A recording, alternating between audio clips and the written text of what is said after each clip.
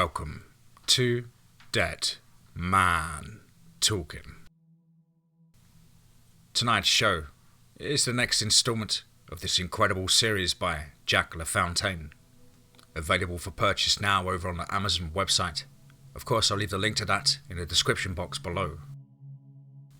As ever, please do let us know what you thought down below in the comments. Please do like and share. It really does help build the channel and our community further.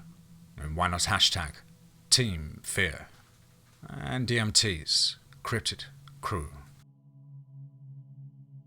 And so, with that aside, let's get into tonight's story, entitled Tracks, Rock Creek, Karma, the Autumn Story. Let's get straight into that.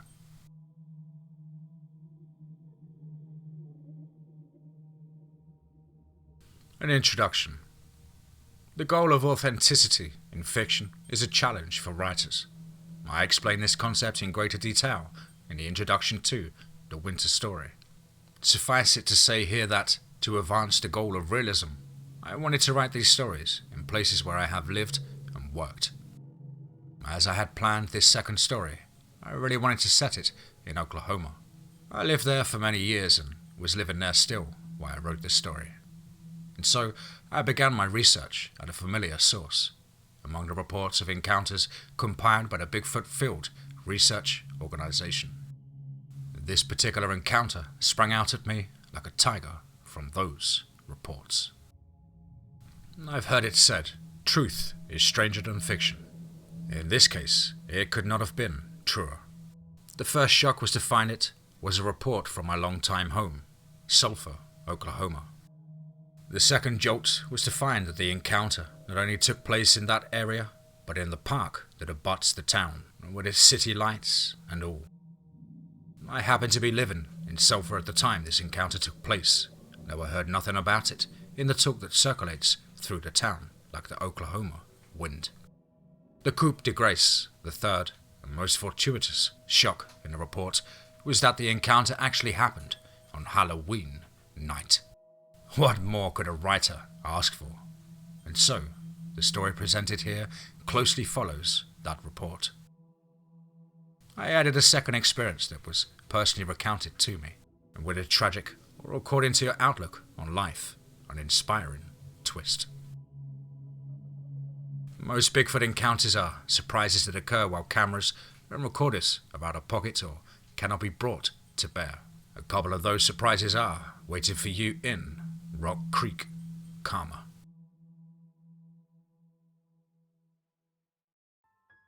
Chapter 1.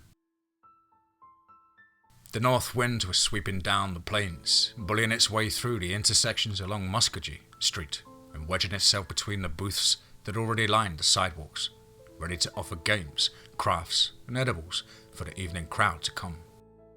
It was getting to be a real regular occurrence that the first real, shiver-inducing cold of the year should arrive on Halloween. The day before, it had been a sunny 70 degrees. Daria and her brother Ben based their plans for a night at the town festival on that information. Their excitement was at a fever pitch because Euphoria would be playing in Portman Park during the celebration. Such were the twin follies of youth and the Oklahoma weather forecasting. But the morning of the bash found the sky blanketed with dark clouds, low riding on the wind and bending the treetops towards the south. From the living room window, Daria watched her neighbor across the street, dressed like an Arctic explorer, trundling from his door to the pickup parked in his driveway. Even from that distance, she could make out the plumes rising from his breath. Again? Ben, who stood sullenly beside her, moaned. Every year, it's the same old story. Can we have some decent outdoor weather on Halloween for a change? Maybe you two should watch the weather reports now and then, their father said from the comfort of his recliner. Very informative stuff. They have a woman who comes on the screen and lets you know what the weather will be like the next day. Funny, Dad, Daria said with an exasperated sigh. Just trying to help. What would help? she replied. As if you would let us use your car tonight so we don't have to walk downtown in the cold. Okay, he said. But you drive, Daria, not Ben. What? Ben broke in. Why her? Because you will be with a band, their father explained.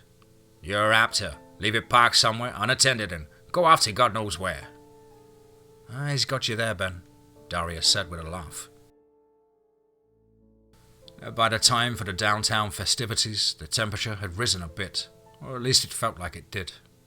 As the wind had slackened off, Daria, dressed in jeans and a red Sulphur High School sweatshirt, pulled on her coat and shouted for Ben to get a move on. After the second summons, Ben emerged from the bathroom, where he'd spent 20 minutes. Combing his hair, she thought, and doing whatever boys found to do in there for that long. He grabbed a cap and hauled it down tight over his freshly coiffed hair. Daria supposed it was a good thing her brother always wore a cap. It probably kept him from leaving his head somewhere. Where's your bass? Daria asked. Ha, he said. You thought I forgot? No way. It's in Terry's van. We put everything in there after school yesterday. You mean there's actually a brain between the four of you? When we put our heads together, Ben said. Let's go. Their father's car was a beige 88 Ford Bronco that they would rather not be seen in, but in desperate times, and all that.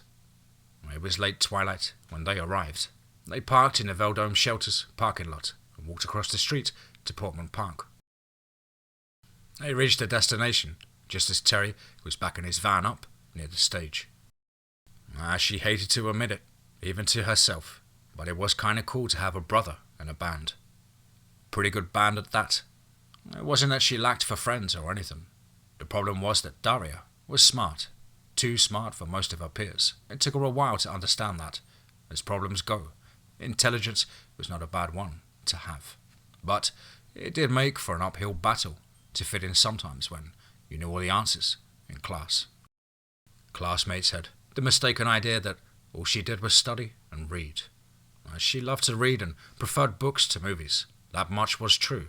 However, she rarely studied. She didn't need to. Schoolwork and, more importantly, learning, it came easy. Her mind was sharp, and she picked up facts and the concepts behind them readily. Still, it was hard to break the brainy stereotype, and though her frequent looks in the mirror had failed to convince her otherwise. Her friend, Edie, tried to assure her that lots of boys stared at her from behind her back. Her dark copper hair that fell about the shoulders, her quick smile, and her graceful curves painted her a winner. Edie guessed that what they saw about her friend was more intimidating than stereotypical. Daria left Ben with his buddies and walked up the hill towards Muskogee Street. The road was lined with cars whose owners had come early enough to claim the prime parking spots, and Daria merged into the crowd of excited children, tugging along frazzled parents, wary of collisions with the ones who occasionally broke free. Barricades allowing only foot traffic blocked both ends of Muskogee Street. The noisy sidewalks were lined with racks of clothes on sale, oil paintings and tables of hardware offered by the downtown shops.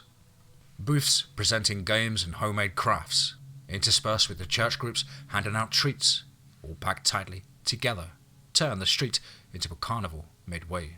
The air smelled of hot dogs, barbecue, and funnel cakes. Daria passed by all the games with their cheap novelty prizes until she came to the Dunkin' booth, sponsored by the Sulphur High School senior class. That was her class. Mr. Ames was sitting in the seat above the water tank. He taught senior English. He was one of her favourite teachers. But a chilly Dunkin' seemed in order, given the amount of homework he'd assigned them for the holiday weekend. Now he was still dry, and the allure of sending him into the water with the icy wind whipping up Muskogee Street at that moment was too great of a temptation to overcome.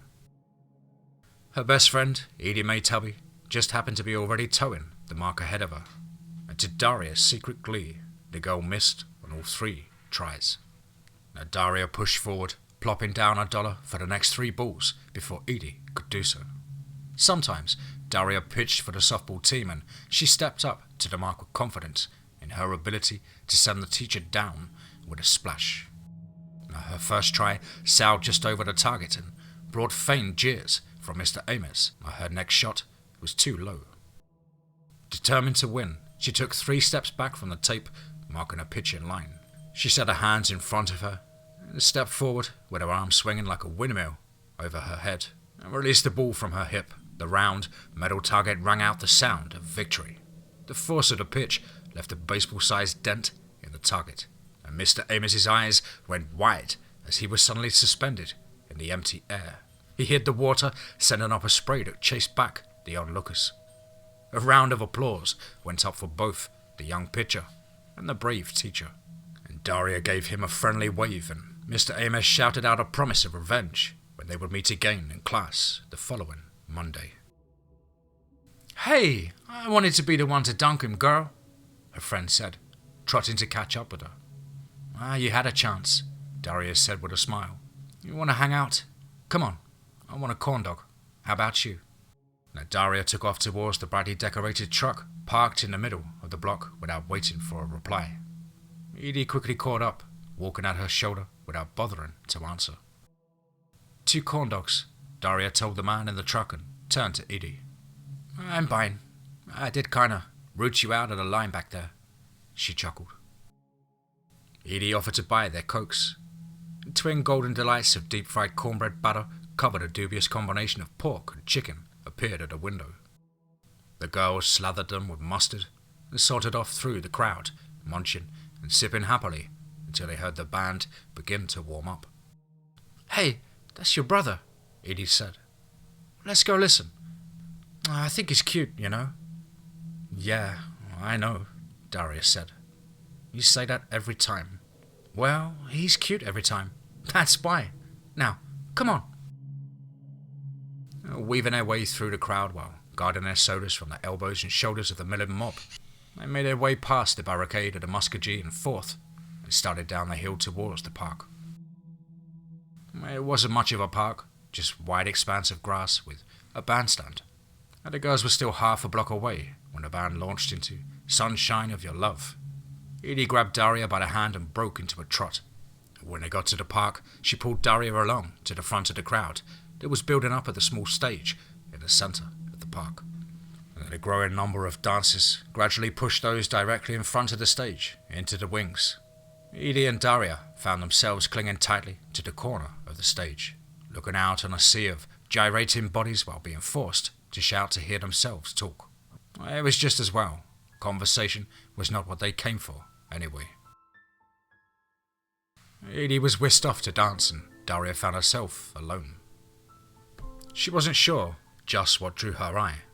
Glancing over her left shoulder, she made eye contact with a tall boy, with black hair and eyes to match. He didn't look away from her like most guys.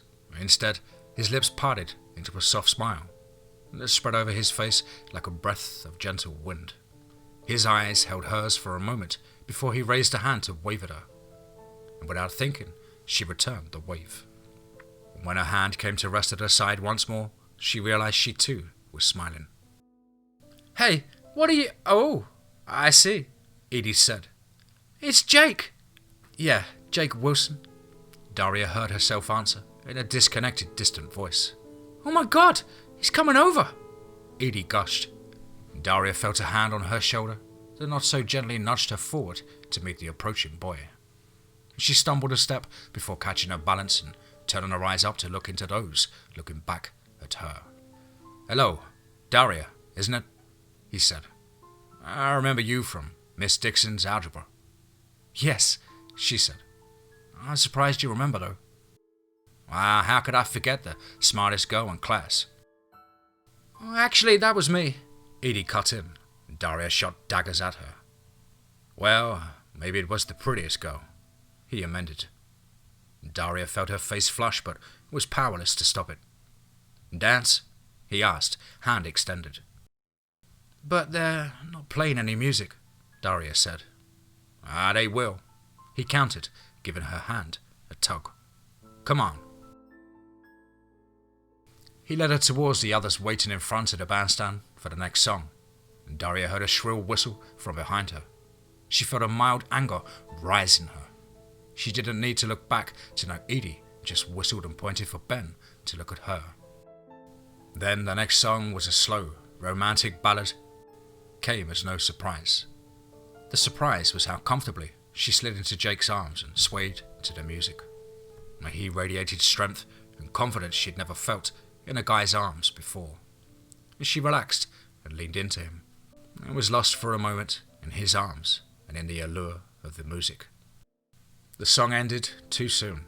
He walked her back to where Edie waited and faded away into the crowd. "Why did you do that?"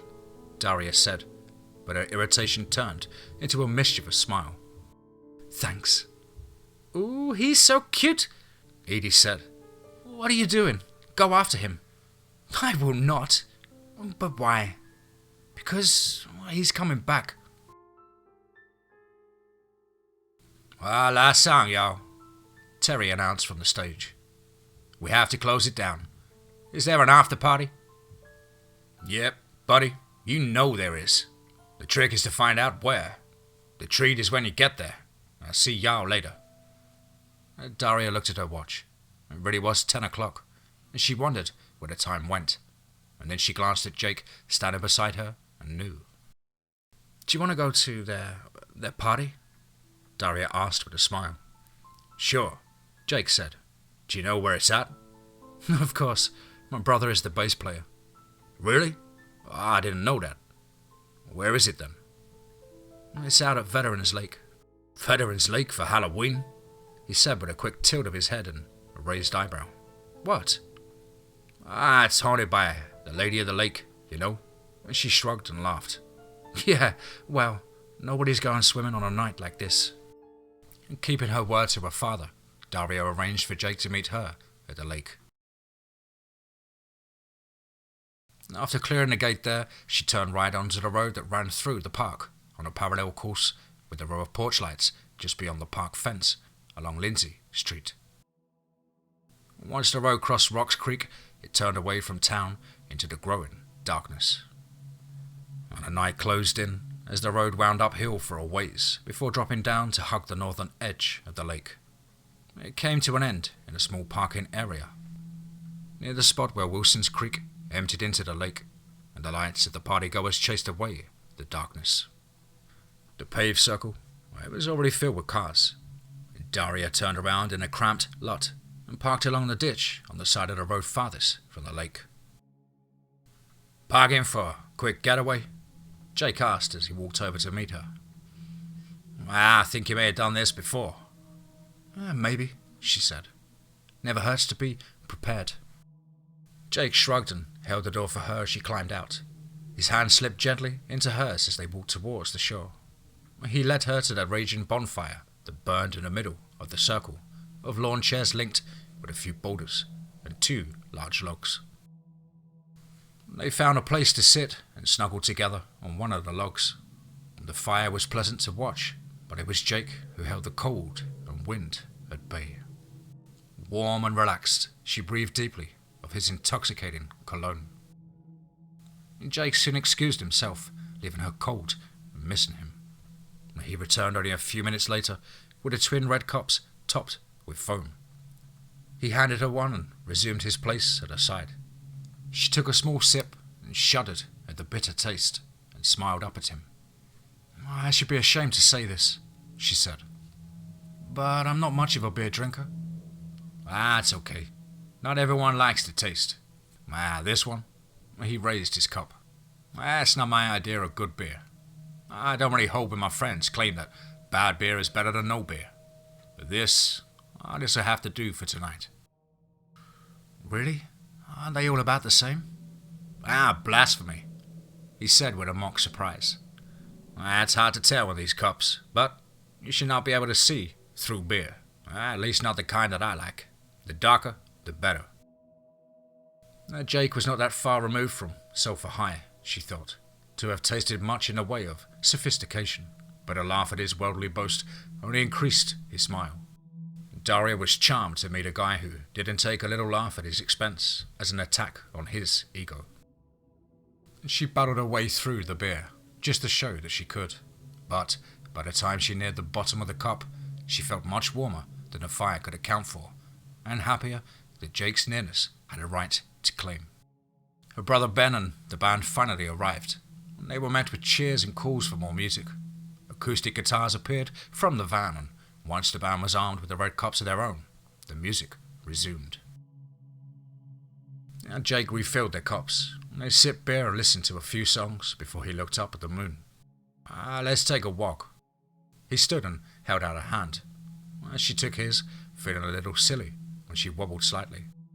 She put her arm through his, leaning on him as they walked to the edge of the lake. The short distance had a profound effect on the light and sound. The gibbous moon peeking through a break in the clouds shimmered on the surface of the lake, and she sighed and rested her head on his shoulder. The spell of night seeped into the surrounding air, seeming to draw them further away into its power. Daria sat transfixed on the loveliness, her eyes scanning the surface of the water. She shivered as the north wind blew about them, and Jake slipped his arm around her shoulders. Yahoo! A chorus of voices screamed. Ben and his bandmates, clad only in their underwear, ran past them, shoving each other and jumping in their mad dash for the water. They hit the lake in great high steps and plunged in, sending plumes of water skyward that splashed down on Daria. She leaped onto Jake's chest, both arms clamped around his neck. "You assholes!" she screamed at the splashing revelers. "Ben Snyder, you damn idiot! Get out of that water now!" A small knot of partiers gathered in the wake of the boys charging into the water, laughing at the offshore antics. Sis, lighten up a bit," he replied. "We're just having fun. You should try it sometime." "Get out of that water!" Daria screamed at him. You better, Ben," somebody behind her yelled. "The lady of the lake will get you." Ben began trudging to shore, dripping water and shivering violently. The rest of the band followed suit. "You okay, Daria?" Edie asked as they walked back to the fire. "Yeah, I'm all right. Or at least I was until those lunkheads came screaming by and ruined the magic of the night." Now they found seats by the fire, and Daria and Edie sat between Jake and Pete, who were enjoying the steady flow of beer. Daria sipped without enthusiasm, putting up a brave show and dumping the offensive liquid out when Jake wasn't looking. "I don't want to find out. I'm gagging already," Daria told her.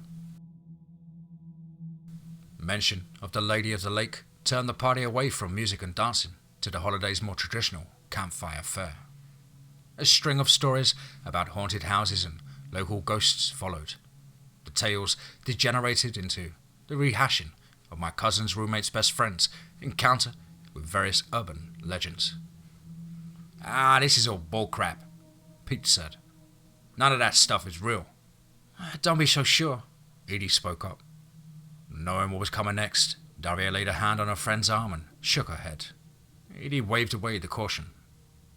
"It's okay," she said, sitting up and straightening her shoulders. "This clown here needs to hear the truth, and it wouldn't hurt the rest of you to know it either." Every eye was on her in anticipation.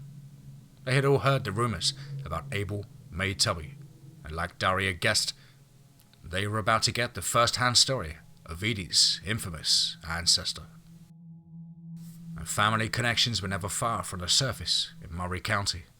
Edie was 2 generations removed, but the stories of Abel clung to her family like the Oklahoma red dirt. "My grandfather was often the drunken Indian everybody says he was. That's true enough. But he was not crazy, ever. I remember him well." She looked defiantly around the group before going on. "He had been a respectable, church-going man when he was young. He went to work here in the park with the CCC. "The what?" Pete interrupted. "It will be you," Edie said, rolling her eyes. "I wasn't planning on giving a history lesson, but literally, for Pete's sake, here it is. The CCC was the Civilian Conservation Corps. It was a government work program during the Great Depression. Any of this sound familiar to y'all? Ask your grandfathers. They'll explain." "Oh," Terry exclaimed. "So, That's why those letters are on so many of the buildings in the Lincoln Bridge." Edie gave him a weak smile and nodded. "I thought they were some guy's initials," he added. "Anyway," she continued with a sigh, "my grandfather, he was working with a crew building a bromide pavilion. The rest of the men went off to eat their dinner in the shade and he was just finishing stacking a load of rock. He heard a sound coming from downstream on Rock Creek. He said it sounded like something beating against a tree and went to see what it was." And she paused for a moment and looked around at her friends. "When he got closer to the trees, he saw this shadow move away. It looked like a man. There were a lot of men wandering the country, hopeless and jobless then. But my grandpa said that this guy, he looked unusually big and strong. And so he went after him, thinking maybe he might want to get hired on their crew." Just tell the story," somebody muttered. "My grandfather hadn't gone far back into the trees when the man he was after stopped and turned around. It was not a man. It was an enormous creature covered with black hair. Its long arms were stretched between two oak trees, a hand around each one. He later went back to measure the distance between the trees. It was 10 feet. The place where his hands had grasped the trees was 8 feet off the ground. That was at the creature's shoulder." Some skeptical laughter broke out, but Edie kept right on talking. "He said the two of them just stood there, looking at each other for what seemed like forever, though it was probably no more than a minute. And then the creature snapped off the tops of the trees like they were nothing and walked towards my grandfather. He said he had never been so scared in his life, not before and never once after." And she glanced towards where the laughter had come from and arched an eyebrow. And then she continued with the story. It tilted its head to one side and then the other, like it had never seen anything like my grandfather. Or at least, that's what he thought at the time. It handed one of the trees to him, and Grandpa could barely hold it with his 2 hands. And she paused to look around again, making sure the listeners were still with her.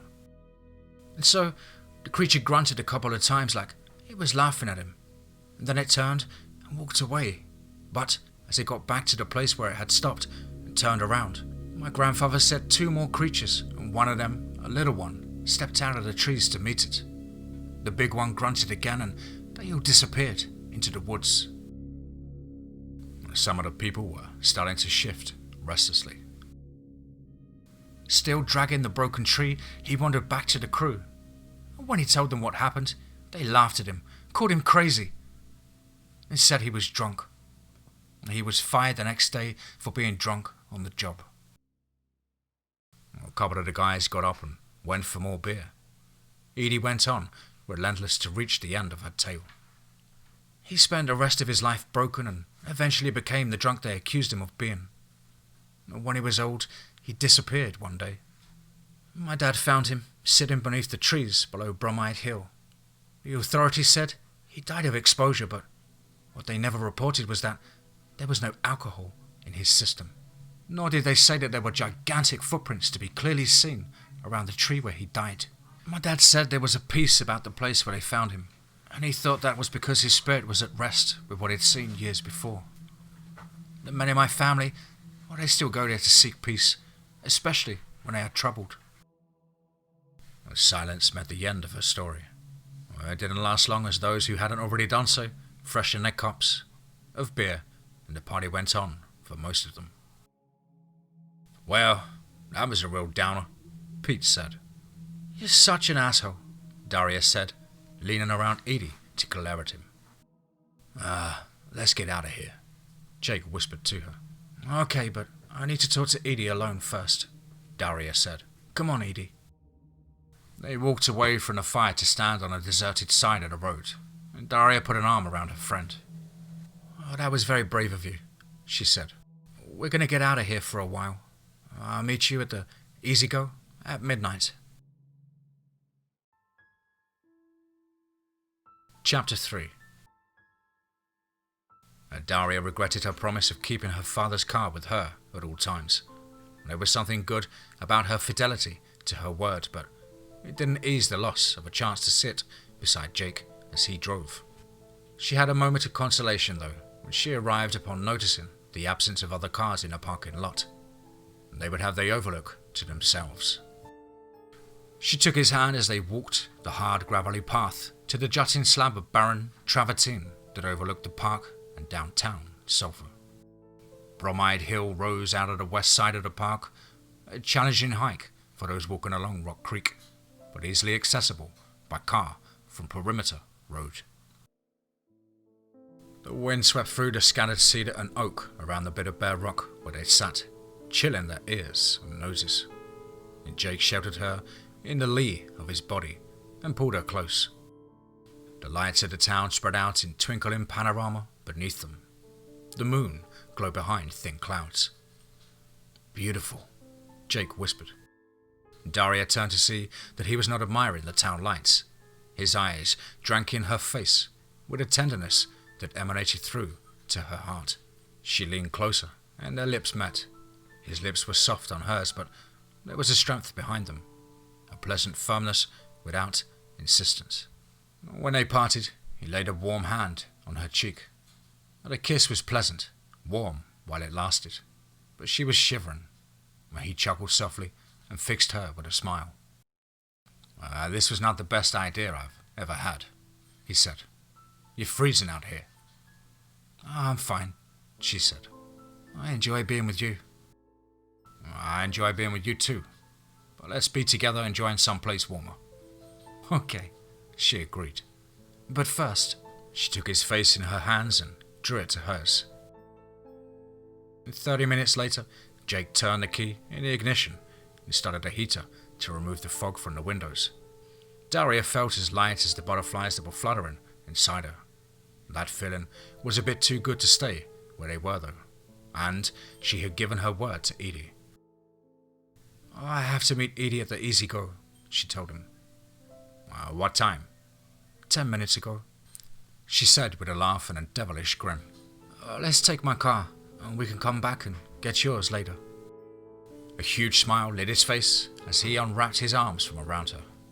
It took a few minutes for the engine in her dad's old Bronco to warm up. They spent the time with lips pressed together, rather than bothering with any small talk. "We better go," he said, taking her by surprise. "I thought you liked kissing me," she said in a mock complaint. "I do." He was smiling. "I like it so much that I will not endanger it by keeping you from your friends. Come on, let's go before I change my mind." She kissed him quickly on the cheek and put the car in gear. Daria exited the parking area, making a right onto Perimeter Road, heading for the 12th Street gate at the foot of the hill. The road winding down the hill was dark, and Daria switched on the high beams for the trip. As the road leveled out onto the approach of Rock Creek, they met an oncoming car. She dimmed the lights, but the oncoming car did not, blinding her. She slowed to a near stop and let it pass. She was still seeing spots as they reached the little concrete bridge over the creek. "Look out!" Jake yelled as they rolled onto the bridge, and Daria slammed on the brakes. A blurry figure from the campground to their left bolted across in front of them. In a kind of parting shot, it slapped the passenger fender with its hand and ran down the road towards the creek. "You son of a bitch!" Jake yelled. He threw open the door and was out of the car in pursuit of the prankster before Daria could stop him. "Jake, wait!" she called after him. She threw the car into park and jumped out after him, and she found him in a wash of her headlights at the side of the creek, where he was standing stock still and staring downstream. "Jake?" That was all she got out before seeing the look of shock frozen on his face. She turned her head towards the spot where his eyes were transfixed. Her breath caught in her throat. And standing across the creek about 20 yards south of Jake was a black figure covered with long hair from head to toe. The dim light highlighted a hairless face and with a heavy brow that reminded her of a gorilla. And even as the thought spread through her mind, she knew that was no gorilla. It raised its long arms, flinging them at Jake in a kind of shoo motion. When Jake did not respond, it whirled in a graceful turn and started down the creek towards what appeared to be a large boulder at the water's edge. Daria felt the strength and color drain from her, cascading from her face to her feet. And when the creature had covered about 10 yards, the supposed boulder, it began to rise. Her blood had demanded all her focus to keep from surrendering to fear. The sudden need to divert her attention brought the situation into a clear, slow-moving focus. The boulder grew from 4 or 5 feet to well over 8 feet tall, covered with the same long, dark hair. And seeing her and Jake, it let out a rumbling growl that she could feel vibrating on her skin. The menace in that sound, it was unmistakable. She grabbed Jake by the sleeve and tugged with all of her might, and he stumbled a step, regained his balance, and was moving with her towards the car. They climbed inside and locked the doors. "Back up some," Jake said, and she complied without asking why. The edge of her headlights fell across the 2 figures, and she switched to high beams. Instantly, illuminated in the bright light, the creatures held their ground, and Daria, as she gasped. "What the hell is that?" Jake said. The answer was a flying stone the size of a football, unleashed in a lazy toss by the enormous creature. Thankfully, the stone sailed harmlessly over the car, landing on the road behind them with a loud crash. When the creature stooped for another rock, Daria gunned the engine, laying a small patch of rubber on the bridge as they raced away. She only slowed slightly for the sharp left turn to exit the park. Under the lights of 12th Street, flying past rows of houses, she could breathe again. Luckily, the light at 12th and Broadway was green. She bounced through the intersection and rocketed into the parking spot under the glaring lights in front of the store. She switched off the engine as the tremors hit. Tears exploded, and she buried her face into Jake's chest until a pounding fist on her car window called her away. "What the hell is going on?" Edie shouted at her through the glass. "You bastard, Jake Wilson! What did you do to her?" Jake shook his head and lifted his hand in a show of innocence. Daria cranked down the window while trying to choke off the tears and tremors long enough to defend him. "It's okay," Daria sputtered. "He didn't do anything. We saw." "Shh," Jake warned. "Hold on a minute. Let's think about this first." "Think about what? You saw it too," Daria told him. "That doesn't mean we need to tell everybody," he said. "Let's go inside and get a Coke and think about this. That's all I'm saying." "Okay, but we have to tell somebody," she replied. "We need to at least report it to the park ranger." "Come on, let's go inside, please." As she got out, checked the fender for damages, and with a great heave of relief, found none. Jake slid in next to her at the booth by the window of the Easy Go. Edie and Pete took up the bench opposite them. Daria guessed by the look in Jake's eyes that he was not happy with the present company. Daria shrugged inwardly. Edie was her best friend, and she would tell Edie no matter what Jake said, so why not now? She laid a hand on his, hoping to communicate her satisfaction with the situation. He seemed to relax, but she was not sure if it was in agreement with her or surrender to the inevitable. "Okay, you've stalled long enough," Edie said at last, tapping her finger on the table. "What the hell happened to y'all?" "Well," Daria began. "We went up to Bromide Hill." "Daria!" Edie exclaimed. "Oh, Edie." Daria waved her friend's shock away. "Don't act so surprised. Do you want to hear this or not?" "Go on. I'll keep quiet." Edie made a zipping motion across her lips. "We went up to Bromide Hill," Daria began again. "It was freezing up there, and I was supposed to meet you, and so we left. Late. Oops," Edie said. "Yes." Daria smiled at her. "Late. I'm sorry." "Liar," Edie said with a laugh. "Okay," Daria said with a glance at Jake. I'm not sorry. Now, let me finish. We started down Perimeter Road for 12th Street. Just as we got to the bridge, some guy blinded me with his brights. Luckily she wasn't going very fast, Jake added. Anyway, right after that, and Daria went on, somebody came running out of the campground, right in front of the car. He slapped the fender as he ran by, so Jake jumped out and chased after the guy, but it wasn't a guy. So? Edie prodded when Daria fell silent. What was it? I don't know. I don't know, Daria muttered in a voice barely more than a whisper. I don't know. It was about 6 feet tall and covered with hair. Daria, said Pete, it's freaking Halloween, remember? I was some drunk ass in a costume. No, it wasn't, she said. Give me a little credit, would you? It wasn't a costume. No, it was too natural, too real. No way it was a costume. I don't know what it was, but it wasn't human. Bull, he insisted. Shut up, Jake. Shut up, Pete, Jake fired back. You weren't there. Did you see this thing? Pete asked him. Damn right, Jake's eye was up. I was real, man. I'm telling you. And as long as we're telling it, there wasn't just one. What? The thing we saw ran down Rock Creek and there was another one. A bigger one. Much bigger one. It looked just like the one that ran in front of the car, except it had to be 9 feet tall. They were Sasquatch, Edie broke in. Bigfoot. Oh, Daria, don't look so shocked. You know I've studied this stuff. Oh, I know, Daria said. But I didn't think you really believed it.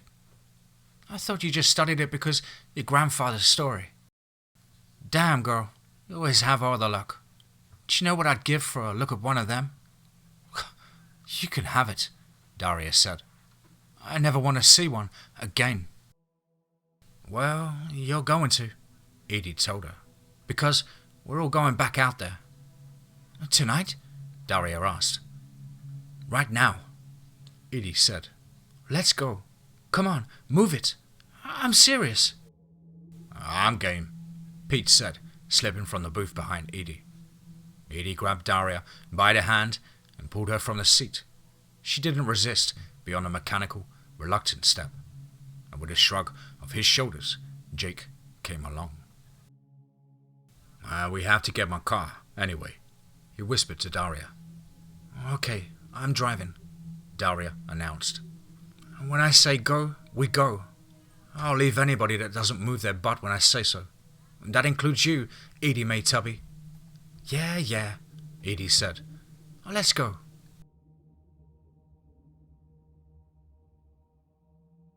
They parked at the entrance of the Rock Creek campground. Daria retrieved a flashlight from the toolbox in the back of the car. They walked back towards the bridge in the cone of the Bronco's headlights.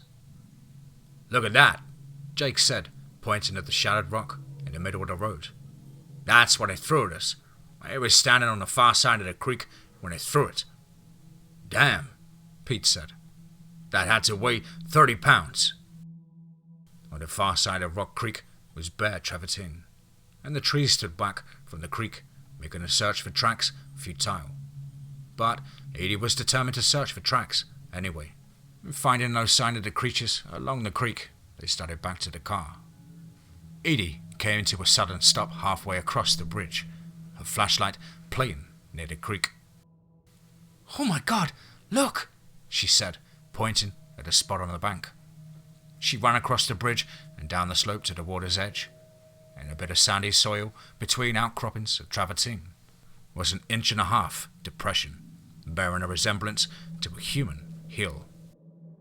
Bring your enormous feet over here, Pete, she ordered.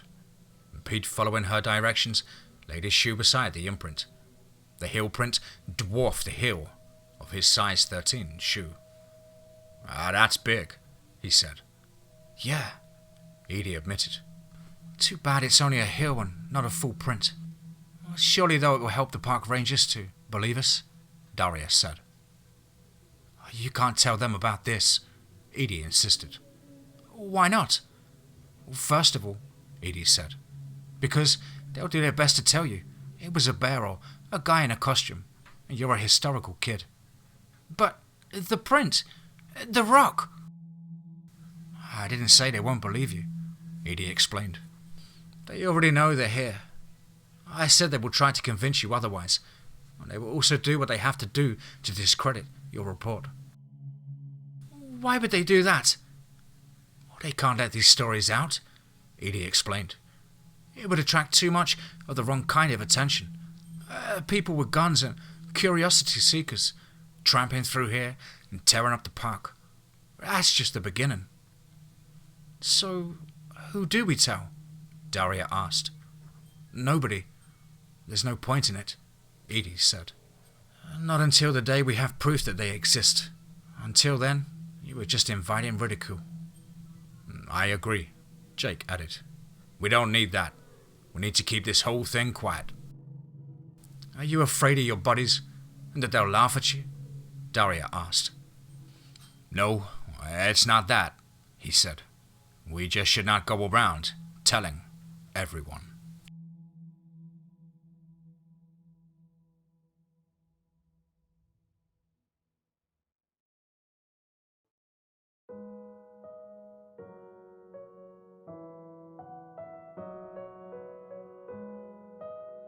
Wow. Certainly another one. Wow. As always expected, from the incredible mind of JackLaFountain, nothing but a 5-star adventure there. Author of Death Rides the Red and Bayou Moon. Why not show your love and support for Jack by heading over to the Amazon bookstore, of which I'll leave the link to in the description box below. There you'll find this plus many others that we have covered on this show, and some others that we have not. But one thing's for certain, you can certainly lose yourself for a few hours. And if you're lucky like me, you'll struggle to put the book down at all. Of course though, a big thank you to Jack for his incredible patience, dedication, and support. I think this might possibly be the best one yet. Of course though guys, please do let me know what you thought down below in the comments box. Please do like and share. It really does help build the channel and our community further. And why not hashtag TeamFEAR and DMT's Cryptid Crew. If you're an aspiring writer or just want to have a crack at things like myself, please do get in touch with me at the usual email as on screen, which is dmtforestaffair@gmail.com. I really look forward to hearing from you.